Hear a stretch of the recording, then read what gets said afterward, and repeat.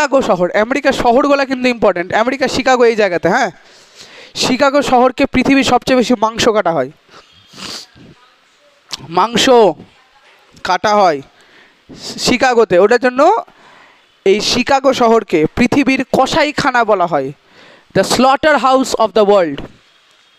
শিকাগোকে পৃথিবীর slaughter house বলা হয়, দ্য স্লটার হাউস। স্লটার মানে হচ্ছে কেটে দেওয়া, কসাইখানা, পৃথিবীর কসাইখানা নামে পরিচিত হচ্ছে এই জায়গাটা শিকাগো। আর এই শিকাগোতে গিয়ে স্বামী বিবেকানন্দ 1893-তে বক্তৃতা দিয়েছিলেন।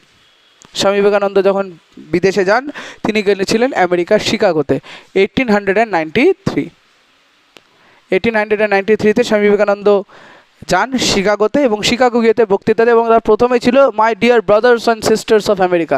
এই মাত্র এতটুকু বলার পরই তার বিরাট হাততালি পড়ে এবং তিনি গোটা বিশ্বের সামনে হিন্দু ধর্মের মাহাত্ম্যকে তুলে ধরেন। স্বামী বিবেকানন্দ শিকাগোতে গিয়ে ধর্মপ্রচার না, বক্তৃতা দিয়ে এসেছিলেন বলা ঠিক।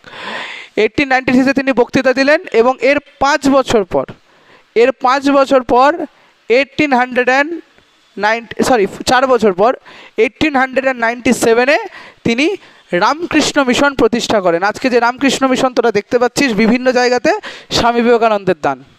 স্বামী বিবেকানন্দ ভারতে আসেন এবং ভারতে এসে বিভিন্ন জায়গায় তার গুরুদেবের নামে রামকৃষ্ণ মিশন